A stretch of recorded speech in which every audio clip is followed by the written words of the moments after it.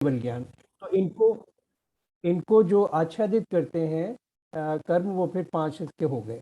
इसी तरह से दर्शनावरणीय के 9 प्रकृतियां होती हैं।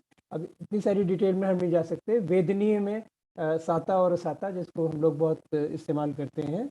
मोहनीय में दर्शन मोहनी के दर्शन मोहनी की 3 प्रकृतियां होती हैं, जो कि जिससे कि हमारा दर्शन आवृत होता है। और चारित्र दर्शन से यहाँ पर अर्थ है श्रद्धांत से, जबकि दर्शनावरणी में श्रद्धांत से नहीं है। वो एक जो जीव का एक सामान्य दर्शन होता है, किसी वस्तु का सामान्य दर्शन होता है ज्ञान से पहले, है ना, जिसमें कि उसका हम जनरल परसेप्शन होता है पर डिटेल में नहीं देख पाते हैं, तो वो उससे संबंधित है।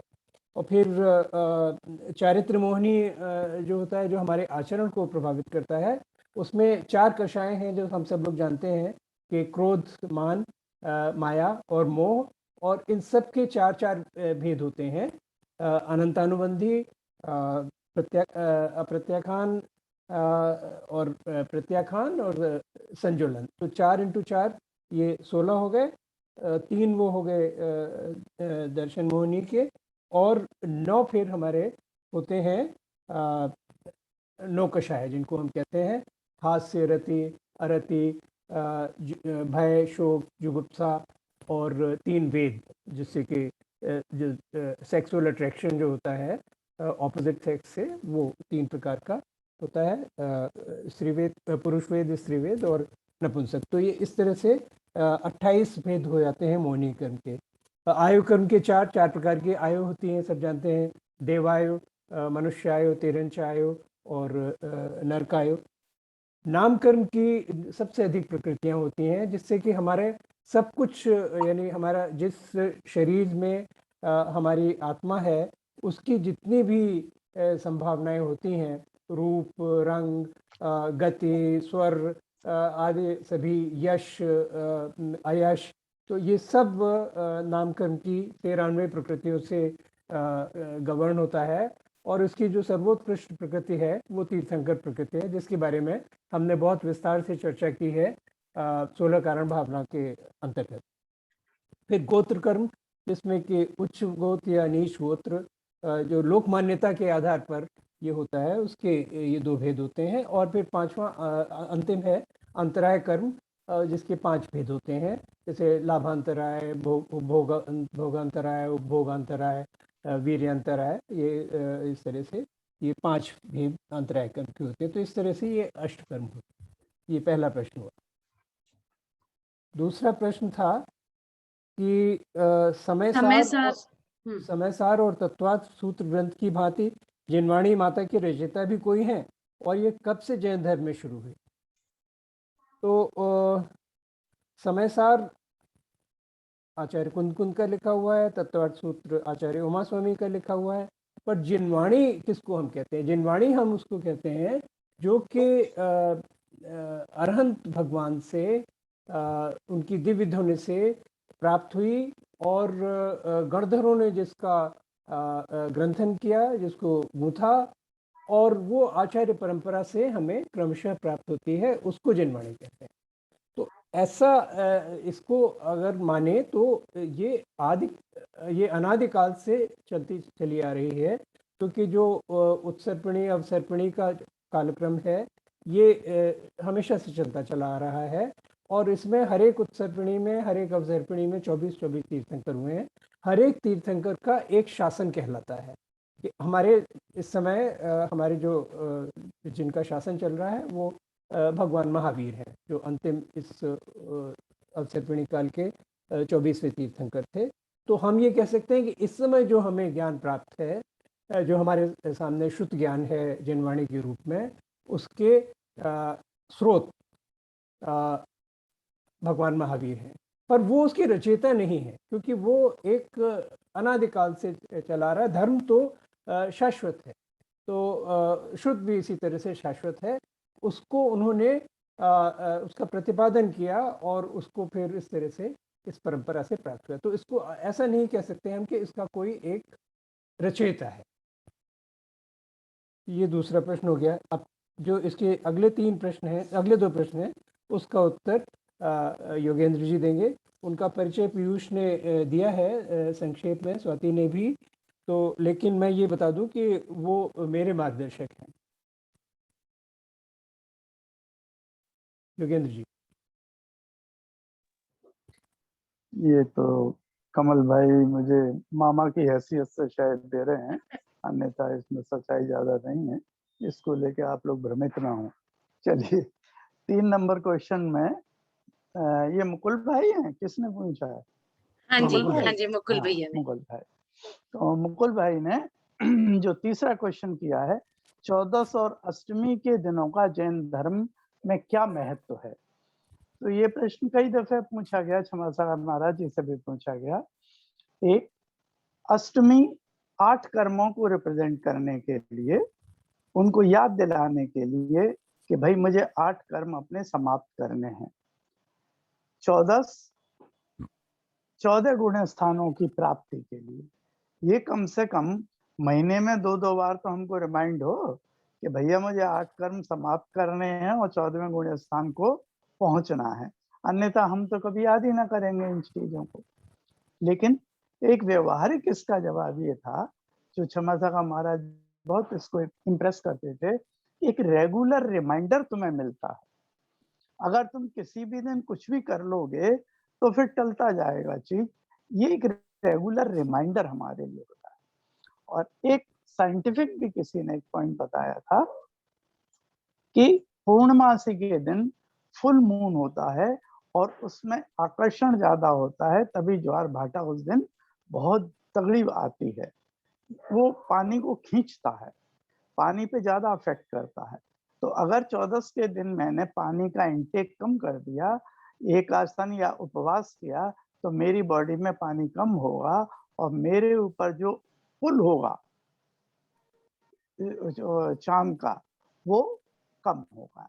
ये भी एक रीजन बताया जाता था। क्वेश्चन नंबर 4, 16 कारण भावना और 12 कारण भावना में क्या अंतर है? वैसे तो देखा जाए तो 4 नंबर का ही अंकल, अंतर है। एक तीसरे क्वेश्चन पे मेरा एक सवाल था।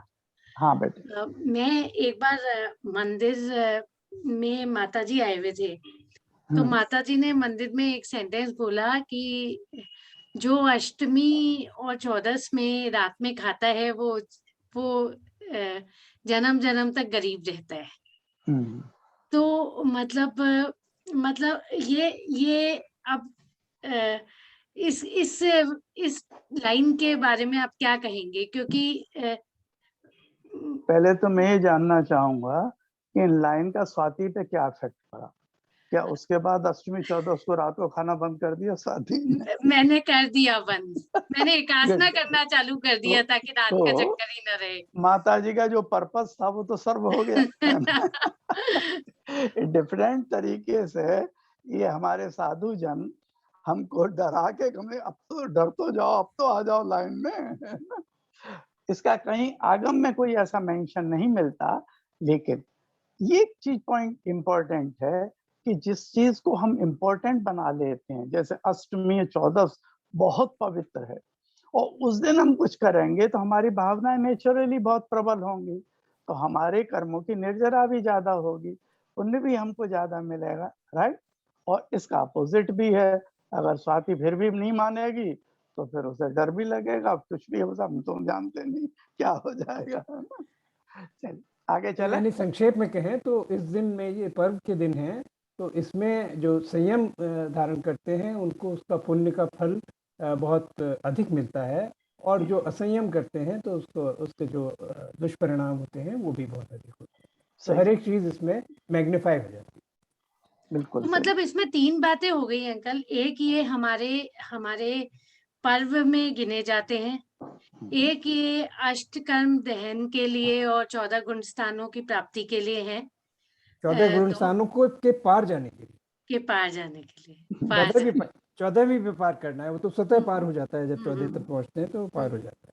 हाँ, वो है। और तीसरा मतलब इनमें वो हमें ऐसे वो that is a pseudo scientific explanation, क्योंकि वो तो पूर्णिमा का तो मुझे समझ में आ गया, उस दिन तो हाई टाइड होता है, पर अमावस्या के दिन तो हाई टाइड नहीं होता है, 1/1400 से पहले होती है। तो इस तरह के बहुत से स्यूडो साइंटिफिक एक्सप्लेनेशन चलते हैं, तो उनको हमें एक किनारे कर देना चाहिए। क्या जायसवाल अंकल हम ये बोल सकते हैं कि हमारे को खाने के प्रति बहुत लोलुपता है कि हम पर्व के दिन भी अपने को संयमित नहीं कर सकते? जी हाँ, वो तो मैंने अर्ज किया, हाँ, तो वो तो अर्ज किया कि इस दिन संयम का पुण्य फल अधिक होता है और असंयम का दुष्परिणाम भी अधिक होता है। तो अष्टमी चौदस हमारे पर्व माने गए हैं। पर्व है, पर्व। बिल्कुल 100%। तो हाँ, अब मैं 5वें प्रश्न पर आता हूँ। नहीं, जैन चौथा था। नहीं चौथा रह गया अभी, चौथा। चौथा रह गया। Sorry. 16 कारण भावना और 12 जी हाँ, जी कारण हाँ। भावना में Right. क्या फर्क, 12 ठीक है। 12 भावनाओं में क्या फर्क? हाँ, 12 भाव। तो 16 कारण तो तीर्थंकर प्रकृति बंध के लिए हो गई, और 12 भावनाएं मोक्ष जाने के लिए असेंशियल हो गए। दोनों में एक विशेष उनका पर्पस है और इससे वो अपन अचीव करते हैं। तो 12 भावना के बगैर कोई आज तक मोक्ष गया नहीं, और 16 कारण भावना के भाई बगैर कोई तीर्थंकर बना नहीं। ये इनका मुख्य डिफरेंस। कमल जी। जी, तो 5वें पर आते हैं। सॉरी। अंकल, मैं sorry। तो मोक्ष और तीर्थंकर को सिनोनिम्स मान नहीं, लेकिन नहीं, वो जो तीर्थंकर होते हैं मतलब वो अवश्य मोक्ष जाते हैं, लेकिन जो मोक्ष जाते हैं वो सभी तीर्थंकर नहीं होते। तीर्थंकर तो बहुत गिने चुने होते हैं ना, 24 तीर्थंकर एक अवसर्पिणी काल में, एक उपसर्पिणी काल में, उत्सर्पिणी काल में होते हैं, है ना। पर मोक्ष जाने वालों की संख्या तो बहुत अधिक है। तो दोनों एक ही नहीं है, एक सबसेट है। ये तीर्थंकर एक सबसेट है मोक्षगामी जीवों का, है ना। हाँ जी। स्वाति, ये देखो कि एक तो चुपचाप सीधे मोक्ष चला गया, है ना। हाँ। समय तो आगे जाके तो कोई डिफरेंस नहीं रहा, सब एक से हो गए। और एक है जो अपना भी कल्याण किया और साथ साथ बहुत सारे लोगों का कल्याण किया। तो कितना सेटिस्फेक्शन लेवल उसका होता होगा और कितना अच्छा लगता है, काश ये मैं कर पाऊं। जैसे कभी कोई पूछता है तो मैं तो ये भैया जाऊंगा तो तीर्थंकर बन के जाऊंगा, सीधे से सिंपल प्लेन वाला नहीं चलेगा मामला, है ना। उसमें सेटिस्फेक्शन कम होगा, कम से कम आज की तारीख में। बाद में तो 100% बाई 100 होता है। कमल जी। एक हैंड रेज्ड है कोई। हाँ जी। सो अंकल, तीर्थंकर पद तो आपके लिए छोड़ दिया, लेकिन पंचम काल में हम मोक्ष तो आप कर ही सकते हैं, या वो भी पंचम काल में न तीर्थंकर बनोगे न मोक्ष प्राप्त करोगे। लेकिन जो पद आपने मेरे लिए छोड़ा है वो तो 24 में से एक छोड़ा है, और मैंने आपके लिए 23 छोड़े हैं भाई साहब। अच्छा। अगली सीरीज की 23 पोस्ट आपके लिए छोड़ी है मैंने, आपने मेरे कमल जी। तो 5वें प्रश्न पे आते हैं। जैन दर्शन में वीतरागता को बेस्ट बताया है या मोह राग द्वेष को छोड़ना है। ये सबके लिए तो घर में रहते हुए संभव नहीं है। आइदर मुनि बनो या फिर गृहस्थ रहो, ऐसा समझ में आता है। फिर क्यों डेली डेली सेम बात इन प्रवचन, पूजा विधान और बड़े बड़े programme like Panch Kalyan? Why to waste money and time? ये अच्छा इंग्लिश का सवाल है। तो अब इसका तो उत्तर स्पष्ट है मेरे ख्याल में। वीतरागता सबसे अच्छी है, इसमें कोई प्रश्न नहीं है। ये तो निर्विवाद है, और मोह राग द्वेष ये सब छोड़ना है। पर ये कहना कि घर में रहते हुए संभव नहीं है, ये सही नहीं है। उस रास्ते पर हम धीरे धीरे बढ़ तो सकते हैं। अब आप अगर बहुत अधिक, मान लीजिए एक उदाहरण देता हूँ कि बहुत ज़्यादा लिप्सा है, बहुत ज़्यादा गृद्धता है, हर एक चीज़ चाहिए, अनलिमिटेड वांट्स हैं, एक वो है। और एक दूसरा है जो योगेंद्र जी की तरह से एक सूटकेस में अपनी सारी परिग्रह को सीमित कर लेता है। तो ये संभव है कि नहीं संभव है? ये संभव है। इसकी तमाम स्टेजेस होती हैं। धीरे धीरे हमें अगर अपना लक्ष्य मालूम है तो उसकी ओर हम जा सकते हैं, और गृहस्थ आश्रम उसके लिए कोई बाधा नहीं है। तो आपको ये मालूम भी है कि गृहस्थ आश्रम में भी आगे जाके जबकि आप एक देश विरति के दिशा में बढ़ते हैं तो 11 प्रतिमाएं होती हैं। तो क्रमशः उसमें राग द्वेष और मोह तो पहले ही कम हो गया, यानी सम्यक दर्शन प्राप्त हो गया तो मोह तो गया। मोह का मतलब मैं यहाँ पर उसमें द्रव्य कर्म के रूप में ले रहा हूँ, मोहनीय कर्म के रूप में, वो तो कम हो गया। अगर आप मोह का मतलब राग भी लगाते हैं, क्योंकि सामान्य भाषा में उन दोनों को पर्याय के रूप में इस्तेमाल किया जाता है, पर्यायवाची के रूप में इस्तेमाल किया जाता है, तो वो भी उस दिशा में फिर जैसे जैसे आप बढ़ेंगे उस रास्ते पर तो ये अपने आप कम होता चला जाएगा। और जब गृहस्थ आश्रम के बाहर निकल जाएंगे और संन्यास की ओर बढ़ने लगेंगे, वैराग्य की ओर बढ़ने लगेंगे, तब फिर उसके आगे की और गुण स्थान होते हैं उनमें जाएंगे। लेकिन चौथे और पांचवें ये 2 गुण स्थान में तो आप रह सकते हैं गृहस्थ के रूप में भी, है ना। तो ऐसा नहीं है विकल्प कि मुनि और गृहस्थ की एक ये बाइनरी है। गृहस्थ होते हुए भी आप मुनि व्रत की ओर, मुनि पद की ओर क्रमशः बढ़ सकते हैं। तो ये मेरा मेरे एक पॉइंट और था इसमें मोक्ष का, मतलब ऐसा पढ़ा है, आपका व्यू उसमें चाहूंगा। इसमें मोक्ष का नहीं है कोई प्रश्न, इसमें नहीं है। पहले वाले का सप्लीमेंट्री कर रहे हैं, बताएं। पहले वाले क्वेश्चन पे है शायद ये जो क्वेश्चन था मोक्ष के बारे में कि मोक्ष हो सकता है कि नहीं, जो सारा डिस्कशन हुआ इस काल में, तो एक व्यू मैंने ऐसा सुना है, पढ़ा है कि अगर आपको मोक्ष की भी इच्छा है तो आपको मोक्ष नहीं हो सकता। तो आई मीन बेसिकली इट्स कि आपको अपनी इच्छाओं को कम करते जाना है, उस पथ पर आप जितना बढ़ सकते हैं, लेकिन इस भावना के साथ बढ़ रहे हैं कि मुझे मोक्ष हो जाए, तो that is also kind of लालच। तो आप वो भी छोड़ दीजिए, आप अपनी इच्छाओं को कम करते जा रहे हैं, तो वैसे ही मोक्ष की फीलिंग आ जाएगी। टेक्निकली हो सकता है, नहीं हो सकता, उससे क्या फर्क पड़ता है। फोटो दिखा दिया उसने। बंधु, ये सब स्टेजेस की बातें हैं। इनिशियली मैं भावना भाऊंगा, पर जब 8वें गुण स्थान में आप पहुंच जाएंगे तब आपको वो भावनाएं भी समाप्त करनी होंगी या हो जाएंगी। फिर मोक्ष वोक्ष में कुछ नहीं याद आता, ध्येय ध्याता सब एक हो जाते हैं। लेकिन आज नहीं, आज तो मुझे अच्छे की भावना भानी है और बुरे को छोड़ना है। कमल जी, हर एक चीज सापेक्ष होती है, एक दृष्टिकोण के हिसाब से होती है, आपकी स्थिति के अनुरूप होती है। तो आप उसमें ये सही नहीं है कि जो अंतिम स्थिति है उसको लेकर आप चलें और फिर कह दें कि ये कुछ करने की आवश्यकता नहीं होता है ना। एक गृहस्थ के लिए एक तरह से निर्देश किया जाएगा, मुनि के लिए एक दूसरी तरह से निर्देश किया जाएगा, और जो आत्म ध्यान में लीन मुनि है उसके लिए एक अन्य तरीके से निर्देश किया जाता है। तो उसमें उनके लिए जो निर्देश है समय सार जैसे है वो शुद्धोपयोगी मुनिराज को दृष्टि में रखते हुए लिखा गया है। अब उसकी गाथाओं को लेकर आप अगर श्रावक के ऊपर इस्तेमाल करेंगे तो अर्थ का अनर्थ हो जाएगा। इस बात का ध्यान रखना बहुत आवश्यक है।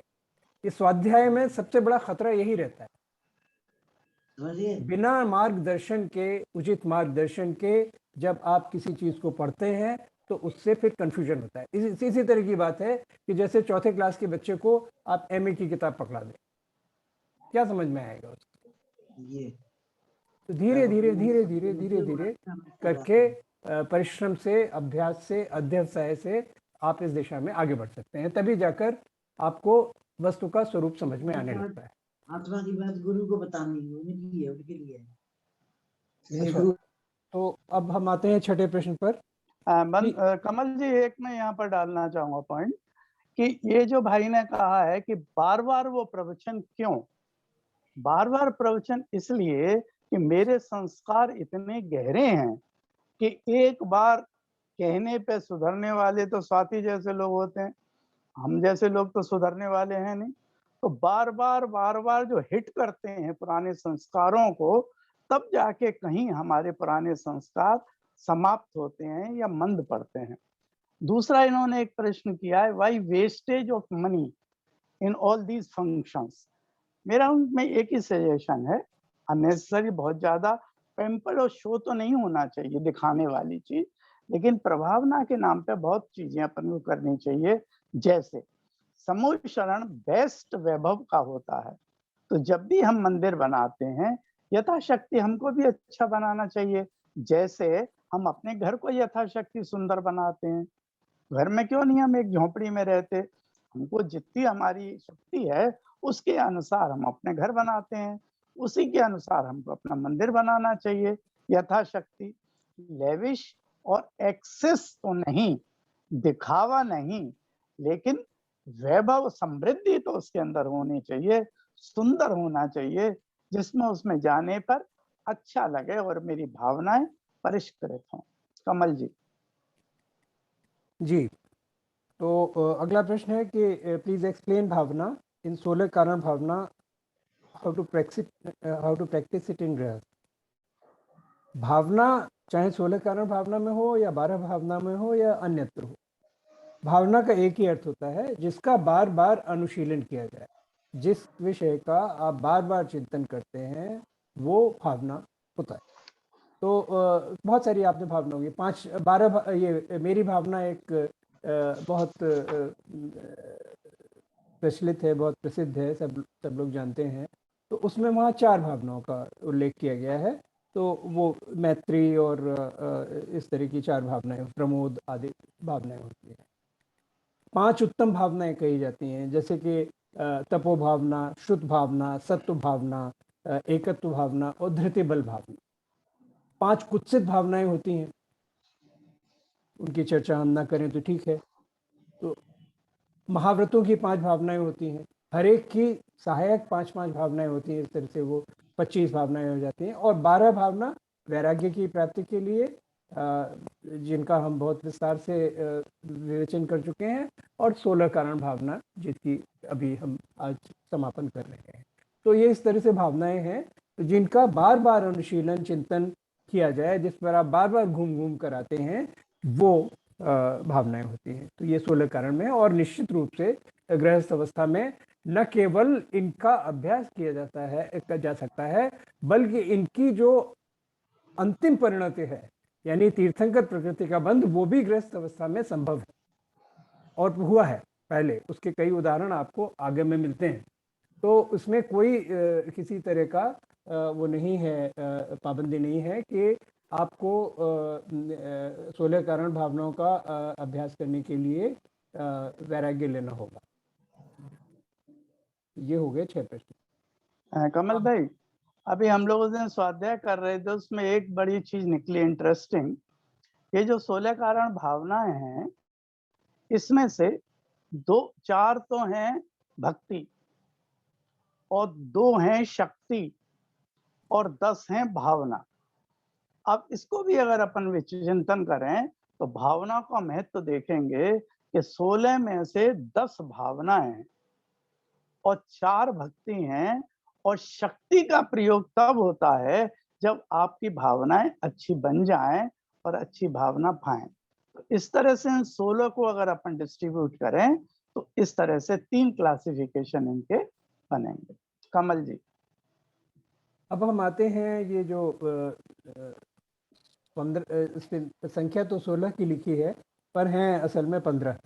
ये प्रश्न है। ये अंकल एक्चुअली ये डॉक्टर विभा जैन ने भेजे थे, बट मतलब ये उनके प्रश्न नहीं है, उन्होंने सोचा Q&A सेशन होने वाला है, तो उस पर्सपेक्टिव से उन्होंने भेजे थे ये प्रश्न। तो इन्हें उत्तर देने का प्रयास किया जाए या नहीं? तो मैं ये सोचूं कि इनसे पहले इनमें से कुछ प्रश्न जो हमें डिफिकल्ट लग रहे हैं हम कर सकते हैं, लेकिन इनसे पहले लाइव हम पूछ लेते हैं किसी के कोई क्वेश्चंस है क्या। जैसा आप, you are the master of ceremony, एक बार पूछ लेते हैं कि किसी के कोई लाइव में क्वेश्चंस हैं। विभा जी उपस्थित है या नहीं? हाँ, डॉक्टर विभा है आज सेशन में। तो उनको पहले अवसर दे दें कि वो इसमें से कुछ पूछना चाहें। हाँ जी, डॉक्टर विभा। हाँ जी, सभी को जय जिनेंद्र। अच्छा, आई एम रियली सॉरी, मैंने ऐसे मिस इंटरप्रेट कर लिया, मुझे लगा मुझे क्वेश्चंस प्रिपेयर करने हैं जस्ट फॉर आस्किंग, तो I am really sorry for that. नहीं, वो तो बहुत अच्छी बात है। In fact we can also do a Q&A around them, but वैसे ही डॉक्टर विभा, कोई आपके प्रश्न इस डायरेक्शन में और एनीथिंग दैट यू हैव? नहीं, जैसा आप कह रहे थे कि कोई और पूछना चाहे तो पहले वो पूछ सकता है, तो क्या कोई पूछना चाहेगा? कोई नहीं तो आपको, आप चूंकि आपने इतना इसमें परिश्रम किया है तो ये पहले ये प्रिविलेज आपकी है, और ये तो मैं प्रश्न देख के समझ गया था कि किसी अनुभवी परीक्षक ने ये सेट किए हैं। नहीं, आपके सामने हम लोग कुछ नहीं है। जसवाल अंकल, आप लोग तो बहुत ज्यादा पढ़ाई करते हैं, बहुत स्वाध्याय करते हैं, चाहे वाईके अंकल हैं, चाहे आप लोग हैं, और पीयूष जी भी बहुत ही ज्यादा करते हैं। बट मेरे मन में कुछ प्रश्न आए थे जो मैं चाहती थी कि क्या लोगों ने समझा जब हमने ये 16 क्लासेस ली या हमने डिस्कशन किया, स्वाध्याय किया, तो क्या लोगों ने ये समझा या नहीं समझा। तो सबसे पहले तो मेरा प्रश्न उठता है कि जब हम यह कहते हैं, मैं बिल्कुल पढ़ रही हूँ जो मैंने लिखा है, फिर मैं अपने वर्डिंग्स में भी बोलूंगी। जब हम यह कहते हैं कि इनको भाने से तीर्थंकर प्रकृति का बंध होता है, ये हम सभी जानते हैं, तो प्रश्न उठता है कि ये तीर्थंकर प्रकृति तो नामकरण की 143 प्रकृतियों में से सबसे उच्च कोटि की पुण्य प्रकृति है। ये भी हम सभी जानते हैं। नामकरण की 93 प्रकृति होती है विभा जी। नहीं, उसमें सर अगर सब डिविजन कर दिया जाए तो नहीं, वो सारी सब करने के बाद 93 नामकरण की होती हैं, 143 सारी मिलाकर होती हैं। ओके, और मैंने 8 कर्म में जो जब पहला प्रश्न का उत्तर दिया था तो उसमें उनको गिनाया भी था कि आपने बताया था, और उसका टोटल 143 होता है। फाइन, मैं शायद गलत लिख गई। प्रकृति में से एक उत्कृष्ट पुण्य प्रकृति है, तो क्या हमारा टारगेट, कि मेरा अंदर से प्रश्न है कि क्या हमारा टारगेट कर्मों को बांधने का है? हमारा टारगेट तो मोक्ष मार्ग का है। तो मुझे इसका आंसर आता है। मैं इस तरह से इस क्वेश्चन को पुट करके लोगों से ये समझना चाह रही थी कि क्या उन्हें समझ आया कि 16 कारण भावना और 12 भावना या 10 धर्म, क्योंकि इन तीनों, क्या मैं आंसर भी सिखा दूं कैसे करना है अब इसे? ये तो मैंने अगर कोई और आंसर देना चाहता दे, वरना युवा बहन दें।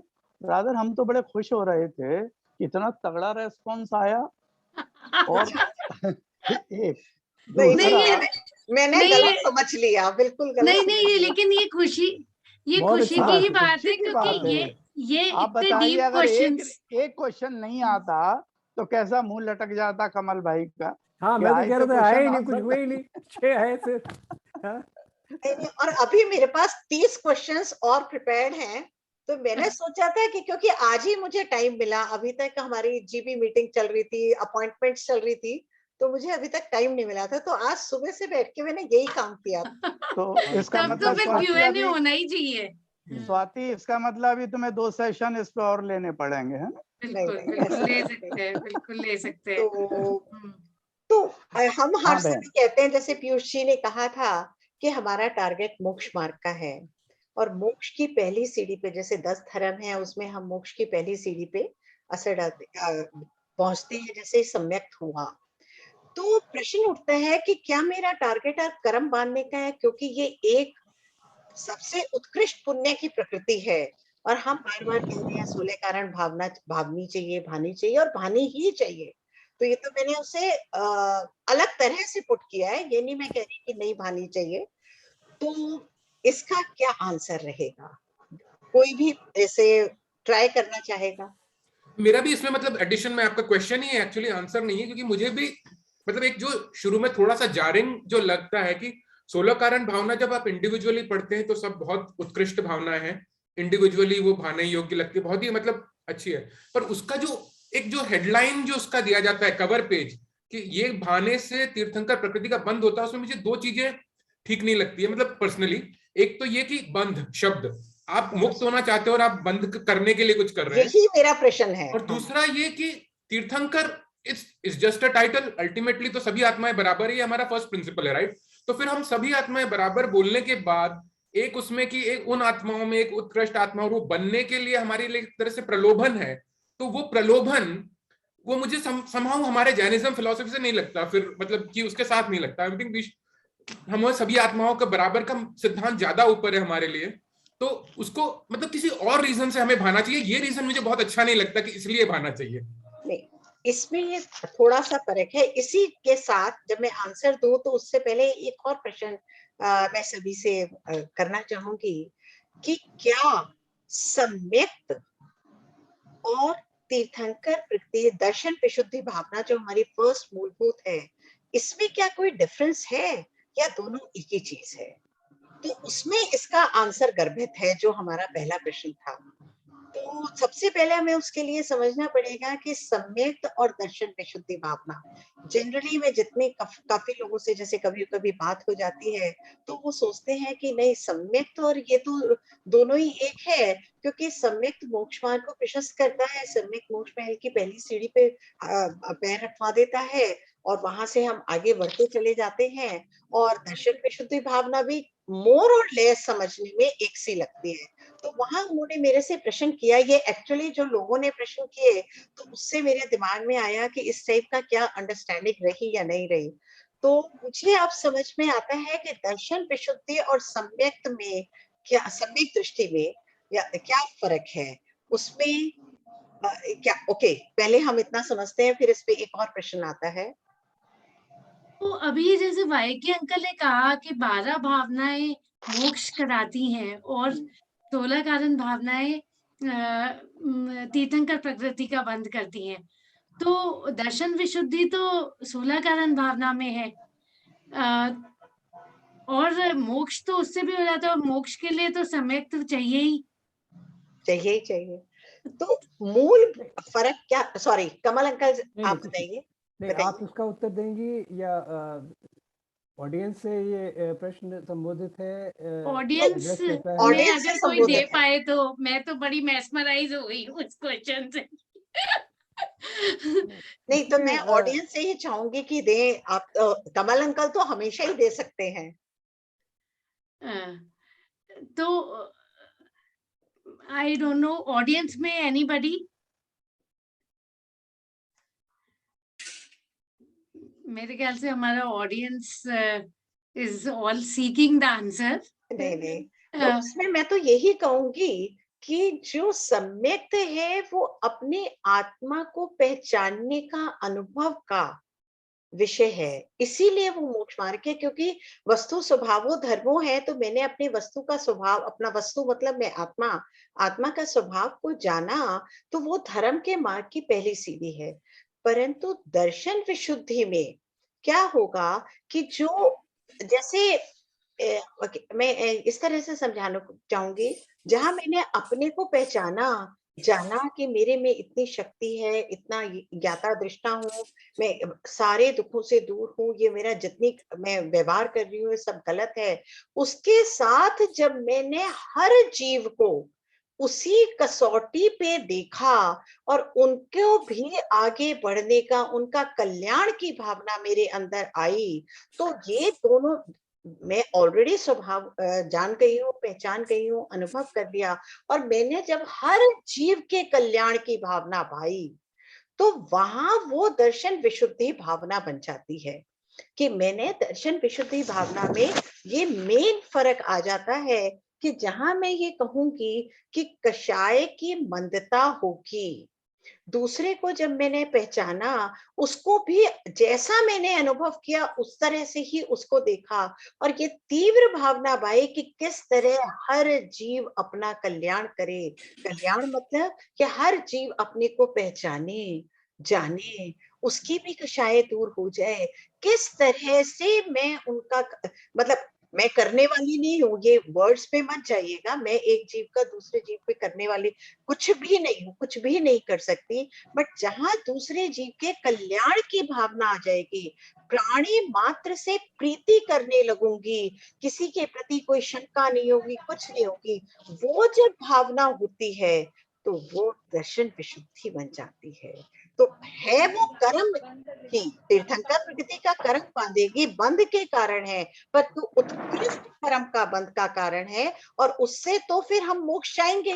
तो वहां केवल एक बीच में इंटरप्शन है, कि हाँ मैं तीर्थंकर बन के मोक्ष जाऊंगी। और सम्यक्त में तीर्थंकर बने या सीधा मोक्ष जाए, जैसे अभी भाई अंकल ने कहा था, कमल अंकल ने कहा, तो मतलब दोनों तरह से जाएंगे, मोक्ष ही टारगेट मोक्ष का ही है, परंतु यहाँ पहले तीर्थंकर प्रगति होगी और उसके बाद मोक्ष जाएंगे। तो इसका मतलब ये नहीं है कि हर सम्यक्ति जीव तीर्थंकर बांधेगा, तीर्थंकर प्रकृति बांधेगा।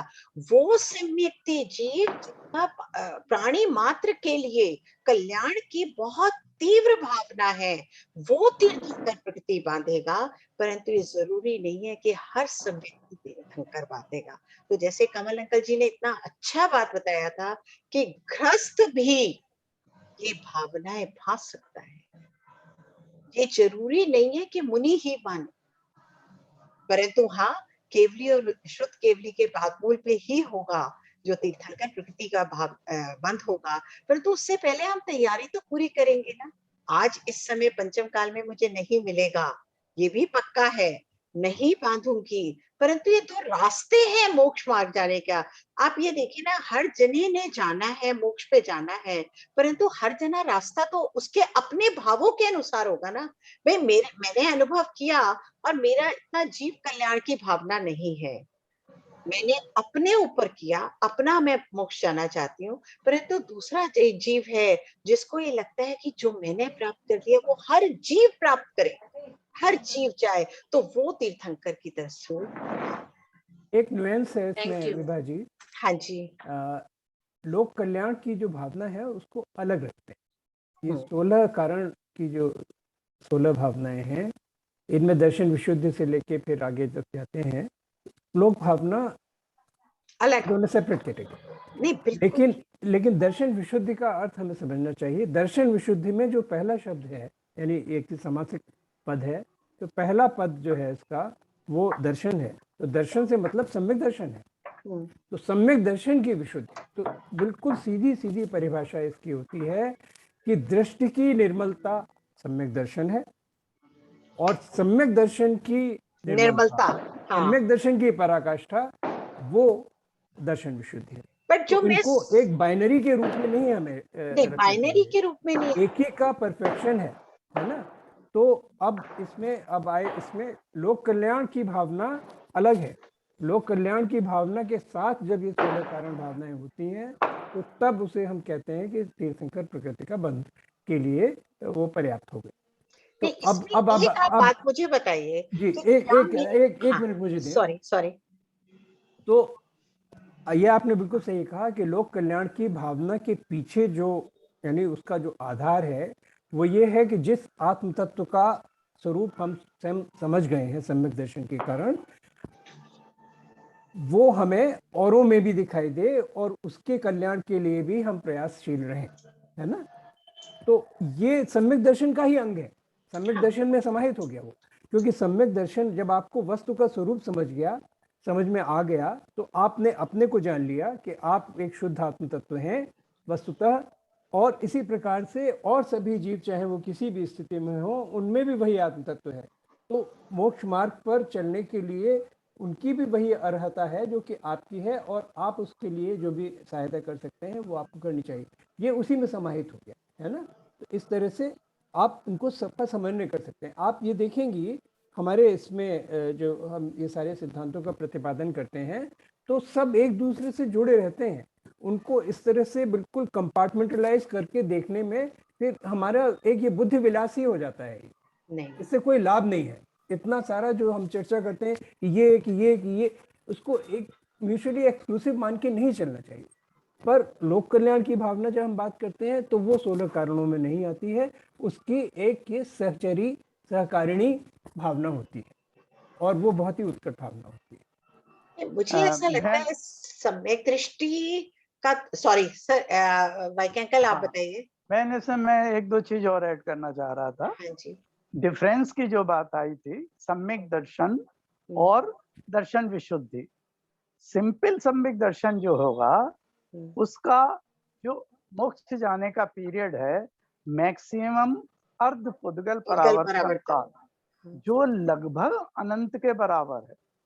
लेकिन जब तीर्थंकर प्रकृति बंध बांध लेंगे जिसमें अतिचार रहित सम्यक दर्शन होगा, उसमें या तो उसी भव से मोक्ष जाएंगे या तीसरे भव से मोक्ष जाएंगे कंपलसरी।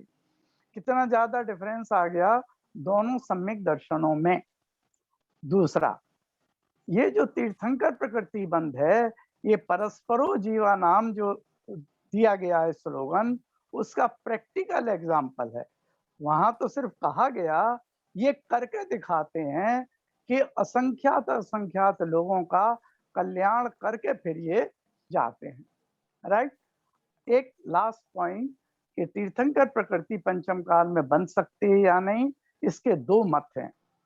नेमिचंदी आचार्य के अनुसार पादमूल जरूरी है, पर अन्य किसी आचार्यों ने पादमूल को कंपलसरी नहीं बताया है, तो पंचम काल में उनके अनुसार ये बांध सकते हैं। जैसे छायिक सम्यक दर्शन के लिए सारे आचार्य एक मत हैं कि पादमूल मस्ट है, तो छायिक सम्यक दर्शन पंचम काल में नहीं हो सकता, पर तीर्थंकर प्रकृति का बंध उन आचार्यों के अनुसार हो सकता है जो नेमिचंद आचार्य के अलावा हैं, सारे के सारे।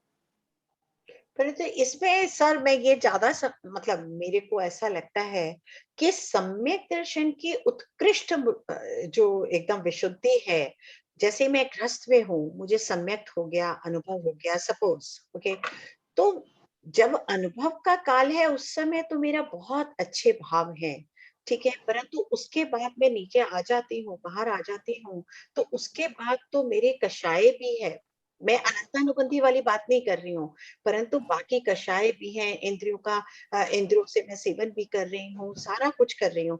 तो जितनी उत्कृष्टता मेरी विशुद्धता चाहिए मुझे भावों में, वो केवल केवली और शुद्ध केवली के पादमूल में ही मिल पाएगी।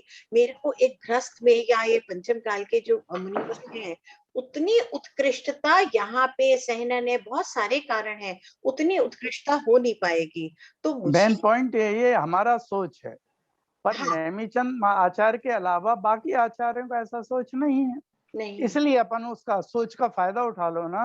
हाँ, पंचम ठीक है, काल में तीर्थंकर प्रकृति बिल्कुल बांध ठीक लो है। ना। नहीं, हमारे नहीं, लिए बिल्कुल ठीक, हमारे रोक लिए क्यों रहे लाभकारी हैं है। बहुत ठीक कह रहे हैं, बहुत ठीक कह रहे हैं सर, बहुत ही ज्यादा ठीक कह रहे हैं। तो मुझे बस यही लगा था कि फिर मेरा एक प्रश्न नहीं, में इसमें कोई संदेह नहीं है कि केवली और शुद्ध केवली के पादमूल में जो विशुद्धि होती है वो बहुत उच्च कोटि की बहुत होती है, उत्कृष्ट है, उसमें कोई संदेह नहीं, बहुत उसमें कोई उत्कृष्ट विवाद है ही नहीं। लेकिन ये भी सब लोगों की ये ऐसी राय नहीं है कि उसके बिना काम नहीं चल सकता, है, ठीक और ये मानने में फायदा है। या हमारे लिए फायदा है, हमारे को इंड्यूसमेंट मिलती है कि हम और आगे पुरुषार्थ करें, बिल्कुल बिल्कुल मिलती है। तो उसमें यही है कि जैसे 16 कारण भावनाओं को हम धर्म की कैटेगरी में डाल सकते हैं। अगर हाँ तो बताइए, मैंने लिखा था कैसे, और अगर नहीं तो फिर हम क्यों भागते हैं। ये उत्कृष्ट पुण्य प्रकृति के बंध के लिए है। तो हाँ है तो मैंने ये प्रश्न पूछना चाहा था कि हाँ है तो बताइए, नहीं है तो बताइए रीजन। मेरा जवाब तो हाँ है सर आपसे तो मैं मेरी जरूरत कि मैं आपसे कोई प्रश्न पूछ सकूं, ये गलत काम मेरे से मत नहीं, करवाइए। मैं एक एग्जाम्पल देख रहा था कि जब सैनिक महाराज बांध सकते हैं, जब हाँ, किशन जी बांध सकते हैं, हाँ, तो भाई मैं क्यों नहीं, क्या दिक्कत है। वो भी गृहस्थी में रहे, किशन जी तो बेचारे राज्य चलाते रहे, सैनिक भी चलाते रहे, और देखो क्या ठाट से, जबकि नरकायु बांधने के बाद ये कर सकते हैं। कर सकते तेरी तो संभावना नरकायु शायद नहीं बंधी होगी, उन्होंने तो बांधने के बाद देखो क्या क्या कर लिया घर में रहकर, है ना बहन।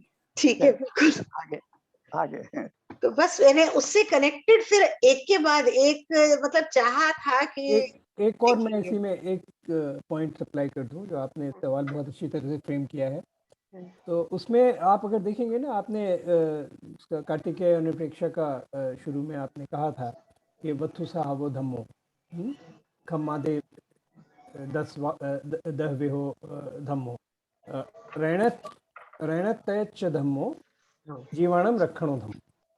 तो अब इसमें तीसरा आया है रत्नत्रय भी धर्म है। तो रत्नत्रय क्या है? सम्यक दर्शन, सम्यक ज्ञान, सम्यक है ना। और ये सब एकाकार भी हो जाते हैं, है ना।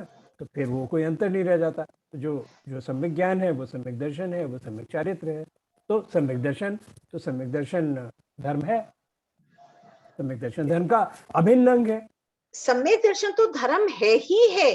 तो और ये 16 कारण भावनाएं भी धर्म है, नहीं, क्योंकि सम्यक दर्शन के बिना होती नहीं। सम्यक दर्शन में सब समाहित है, तो ये धर्म है। बिल्कुल सर, ये मैं मान रही हूँ कि इस बात में अगर हम इस तरह से लिया जाए, बिल्कुल। और दूसरी तरह से लिया जाए कि अगर हम तीर्थंकर प्रकृति मानते हैं जो उत्कृष्ट पुण्य है, तो उससे भी बाद में मैं मोक्ष ही प्राप्त करती हूँ, तो उसका तो 100% श्योर है कि उसके वो हो गया तो मोक्ष हो ही जाएगा। नहीं, वो तो जब तक नहीं हुई तब के तो छोड़ दिए ना। 16 कारण का ये मतलब नहीं है कि तीर्थंकर प्रकृति के बंद हो गया, उसके लिए तो एक बड़ी लंबी यात्रा है ना। तो हम यहाँ 16 कारण तक ही सीमित रहे। प्रश्न ये था कि 16 कारण भावना को हम धर्म में की कैटेगरी में डालें कि न डालें, तो मैं उसका उत्तर दे रहा हूँ कि वो तो हो ही गया। ये सम्यक दर्शन उसका अविनाभावी संबंध है। तो सम्यक दर्शन रत्नत्रय का अंग, अविनाभावी अंग है। तो सम्यक दर्शन धर्म है, सम्यक दर्शन धर्म है, 16 कारण धर्म।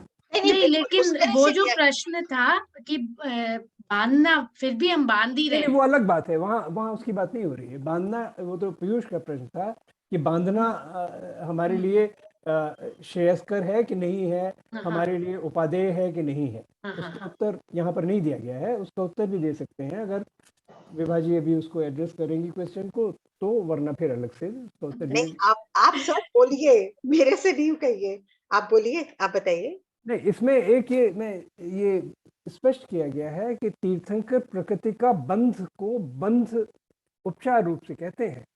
बंध एक्चुअली नहीं है, क्योंकि वो तो स्वतः मोक्ष की ओर ले जाता है ना। चूंकि ये नाम कर्म की प्रकृति है, तो इसलिए एक यानी कर्म से जुड़ी हुई है, इसलिए उसके साथ बंध का शब्द लगता है। पर तीर्थंकर प्रकृति का बंध संसार का कारण नहीं है। बंध से जो हमें अरुचि है, बंध के कॉन्सेप्ट से अरुचि है, वो ये है कि वो संसार का कारण है। पर तीर्थंकर प्रकृति के बारे में ये स्पष्ट किया गया है आगम में कि ये बंध, ये संसार का कारण नहीं है, ये संसार से मुक्ति का कारण है। और इसमें न केवल उस जीव की मुक्ति होती है, बल्कि उसके साथ साथ उसकी ट्रेन में, उसके लाखों लोगों की होती है, और कितने लोगों की होती है ना। तो ये तो बहुत ही महान चीज हो गई ना। तो इससे फिर जो एक एवर्जन हो रहा है बंद के नाम से, वो जस्टिफाइड नहीं है। एक ऐसी का प्रकृति, पुण्य प्रकृति है जो और कर्मों को नहीं बांधती। बाकी सारी पुण्य प्रकृतियां सक्सेसिवली दूसरे कर्मों को बांधती हैं, है ना बहन। अच्छा, एक पॉइंट और इसमें अपन गौर करें। तत्व सूत्र में आता है कि सम्यक दर्शन वाले वैमानिक देव बनते हैं। तो क्या सम्यक दर्शन बंद कराता है वैमानिक देवों का? नहीं, उसकी बैकग्राउंड में जो वो काम करते हैं, पुण्य करते हैं, अच्छी के धर्म ध्यान करते हैं, वो उनको देव आयु का बंद कराता है सम्यक दर्शन के साथ, है ना। उसी तरह तीर्थंकर प्रकृति का, कि तीर्थंकर प्रकृति हमको बंध नाम मात्र के लिए है, ये तो हमको पुण्य अर्जित कराती है और मोक्ष प्राप्त कराती है। ये तो सर उसके नाम में ही गर्भित है। 16 कारण भावना, मतलब 16 ये भावना ऐसी है वो जो किसी चीज का कारण बनती है, और वो तीर्थंकर प्रकृति के बंध का है। जबकि आप देखिए 12 भावना में ऐसा कोई शब्द नहीं है, 10 धर्म में ऐसा कोई शब्द नहीं है। तो कारण तो ये इसीलिए कहा गया क्योंकि ये आगे तीर्थंकर प्रकृति का कारण बन जाती है, तो वो तो उसीलिए कहा। परंतु अब ये प्रश्न उठता है कि जैसे 10 धर्म है वो निर्जरा का कारण है, ठीक है, तो मोक्ष महल की सीढ़ी है। परंतु जब आप 16 कारण की हम लोग पूजा करते हैं अठाइयों में और बाकी जगह, तो अब हम क्या प्रश्न मतलब ये मैं कहना चाहती हूँ कि 16 कारण की जब हम पूजा करते हैं तो भावनाओं की पूजन नहीं करते।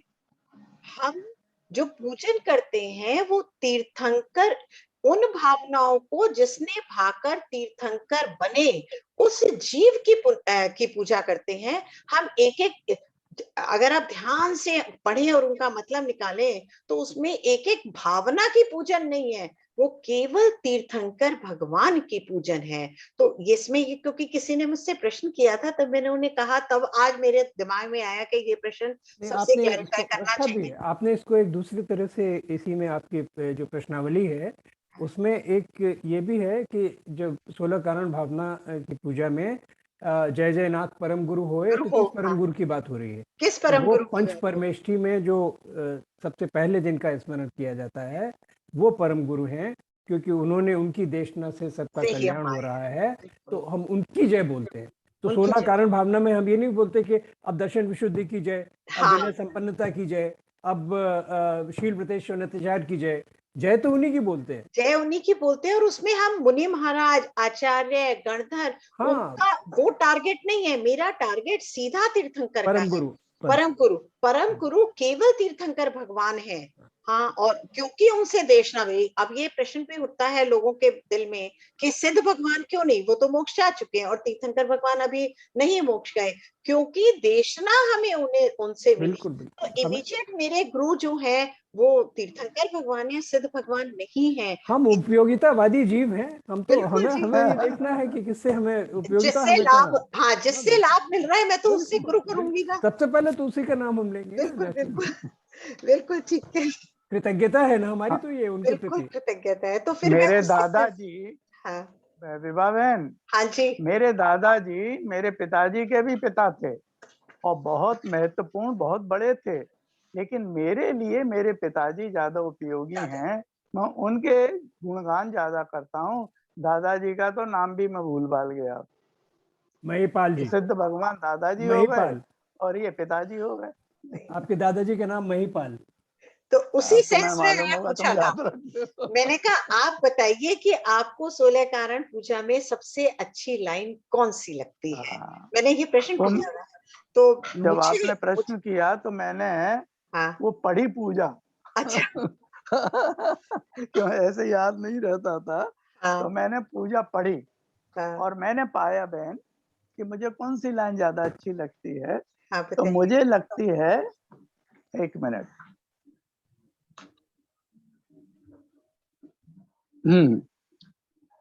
ज्ञानाभ्यास करे मन माही, ताके मोह महात्म नाही।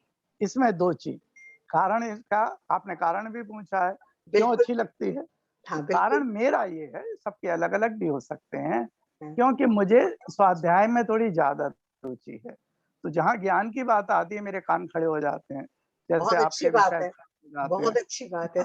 नंबर 2, उसका अभ्यास करके सबसे खतरनाक चीज मेरे जीवन में है, वो है मोह। वो तो चला जाता, सबसे प्रिय चीज की बात करी और सबसे खतरनाक चीज महात्म को समाप्त करने की बात की, तो ये लाइन मेरे लिए सबसे प्रिय लाइन बन गई। बहुत अच्छा है। बट मेरे को, मैं अपना बताती हूँ कि मुझे जो लाइन अच्छी लगी, पाप पुण्य सब नाश के ज्ञान भानु प्रकाश।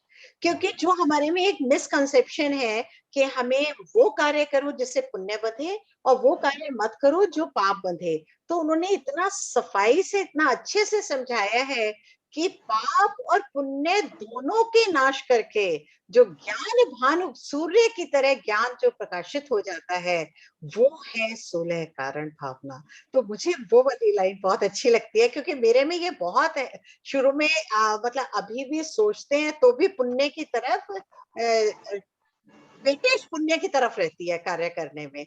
तो ये बहुत है कि पाप से तो तू हट जा, क्रोध मत कर, ये मत कर, वो मत कर, परंतु हाँ, पुण्य की तरफ लालसा आ जाती है। ये है कि अभी किसी ने कहा कि चल शिखर जी चलते हैं, तो मुझे लगेगा हाँ ठीक है मैं चलती हूँ, क्योंकि वहां पे पुण्य लगेगा। अब अगर मेरा बहुत ज्यादा अच्छा स्वाध्याय चल रहा है तो मुझे शिखर जी में भी उतना नहीं पुण्य लगेगा, उतना मन नहीं लगेगा, जितना मेरे को अपने स्वाध्याय में और अपनी तरफ आत्मा की रुचि में लगेगा, आत्मा के अनुभव में लगेगा। तो मेरा ये बहन अभी है कि मैं पुण्य अपनी की तरफ अपनी नहीं हो रुचि जाना। है। हाँ, पुण्य की तरफ। अदरवाइज आचार्य भगवंतों ने तो 6 आवश्यक बताए, हाँ और किसी को एक दूसरे का रिप्लेसमेंट भी नहीं कहा कि नहीं भैया तू एक काम कर लेना, 5 छोड़ देना। हाँ तो 6 के 6 इक्वली इम्पोर्टेंट है। सिर्फ ये है कि मेरी रुचि किसमें है उसमें थोड़ा ज्यादा टाइम दो, लेकिन बिल्कुल। बाकी 5 को अपन कम इम्पोर्टेंट नहीं कह सकते। बल्कि अगर आप देखें तो 16 कारण भावना हम लोगों ने अभी पढ़ी है, तो उसमें से जो 14वीं भावना है वो क्या है? आवश्यका परिहाण। हाँ आवश्यक हर एक आवश्यक करना है, उसमें अरे, कोई कमी नहीं कर सकते, कमी नहीं है करनी। ना? तो उसका But- तो ये उसी में उत्तर बट नहीं मैं ये सोचती हूँ कि हमें कॉस्ट बेनिफिट एनालिसिस लेकिन निकालनी है। अपनी रुचि के इसमें अनुसार ज्यादा आप मुझे किसी को बेनिफिट कम दिखाई को अधिक नहीं। कर सकते हैं, हाँ लेकिन आवश्यक सभी है ना? आवश्यक। ये अभी एक्चुअली ना कुछ क्वेश्चंस आए हुए हैं चैट में, और लोग प्रेजेंट हैं, उन्होंने लाइव क्वेश्चंस पूछे हैं। तो अभी एक बार before proceeding on to the other questions, एक बार वो क्वेश्चंस ले लेते हैं, जरूर बिकॉज बिल्कुल। ऑडियंस कैसे विल बी आप वेटिंग। क्या नहीं, वो will you read question them है, out or can what? You explain आगम। एक क्वेश्चन है संजय जी का, कैन यू एक्सप्लेन आगम। योगेंद्र जी आप उत्तर दीजिए। आगम जो भगवान की वाणी है उसको जो लिपिबद्ध किया, गणधर ने गूंथा, पुराने आचार्य ने लिपिबद्ध किया, और मेरे गुरुओं ने, वर्तमान गुरुओं ने मुझे समझाया, उस शास्त्र को मैं आगम कहता हूँ। कमल जी एक और परिभाषा देते हैं आगम की, वो बताइए कमल जी। आगम अर्हंत मुझे भाष्य, ध्यान आ रहा, आपने एक बड़ी अच्छी दी थी है। अर्हंत भाष्यर्थम गणधर देवेहिम गंथियम सम्मम, ये परिभाषा हुई इसकी। क्या मतलब? यानी अर्हंत द्वारा भाषित वस्तु का अर्थ, अर्हंत भाषित समस्त वस्तुओं का अर्थ, यानी उनका यथार्थ क्या है, वस्तु स्वरूप क्या है, उसको गणधर देवों ने सम्यक रूप से ग्रंथित किया, और आचार्यों के माध्यम से, आचार्य परंपरा से जो हमें प्राप्त हुआ वो आगम है, वो शुद्ध ज्ञान है, और उसका एक बहुत विशाल उसका आयाम है। तो उसकी महोदधि से चर्चा की गई है, तुलना की उपमा दी गई है। तो ये आचार्य कुंद कुंद रचित पंच महागुरु भक्ति में के अंत में ये गाथा थी। इसमें एक शब्द पे गौर किया स्वाति, सम्यक। गणधर महाराज के उसमें भी सम्यक वर्ड लगा दिया। सम्यक का मतलब सच्चा, एज इट इज। गणधर महाराज इतने इंटेलिजेंट थे, उन्होंने अपनी तरफ से उसमें कुछ ऐड नहीं किया, वो आगम है ना।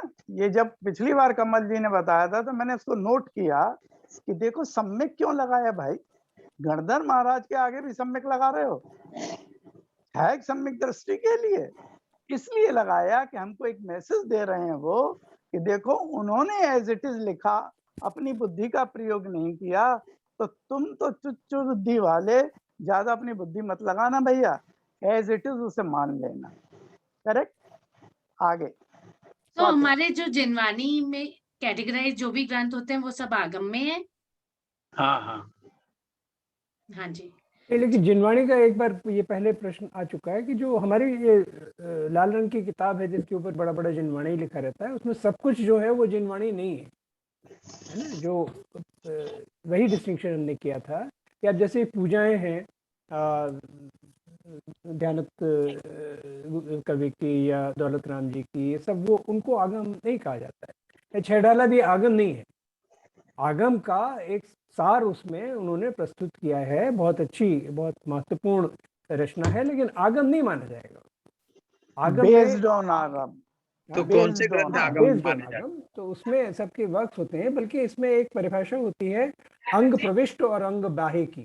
मैं इतनी ज्यादा विस्तार में नहीं जाना चाहता, लेकिन उसमें जो द्वादशांग और 14 पूर्व हैं उनको ही श्रुत माना जाता है एक्चुअली। तो और फिर उसके अलावा जो भी कुछ है वो सब अंग बाह्य की श्रेणी में आता है।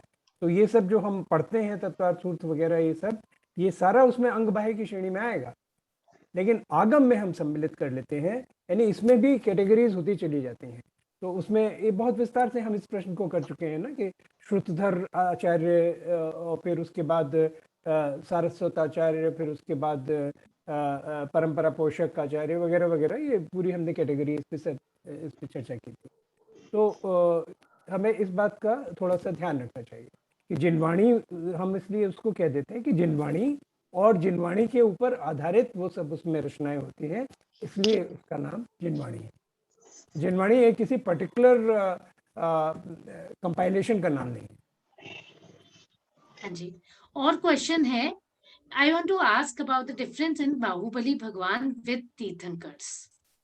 बाहुबली भगवान तीर्थंकर नहीं है, बाहुबली भगवान एंड तीर्थंकर बोले शायद, बाहुबली नहीं भगवान मतलब एंड हाँ, एंड तीर्थंकर। तीर्थंकर, मतलब हाँ, मतलब हाँ, आशय यही, एंड बाहुबली आशय यही भगवान, शोभित जी का बाहुबली प्रश्न है। भगवान चरम शरीरी जीव थे और उन्होंने सिद्ध पद प्राप्त किया, और उनकी बहुत हमारे आजकल के ज़माने में उनकी बहुत मान्यता है, क्योंकि उसके लिए काफ़ी हद तक श्रवण बेलगोला की जो भव्य मूर्ति है, और जिसको और जगह जगह भी कार्यक्रम में और कहाँ और जगह भी है, तो इससे उनकी बहुत ज़्यादा प्रभावना है, उनका बहुत बड़ा प्रभाव है, पर वो तीर्थंकर नहीं है, तीर्थंकर के पुत्र हैं।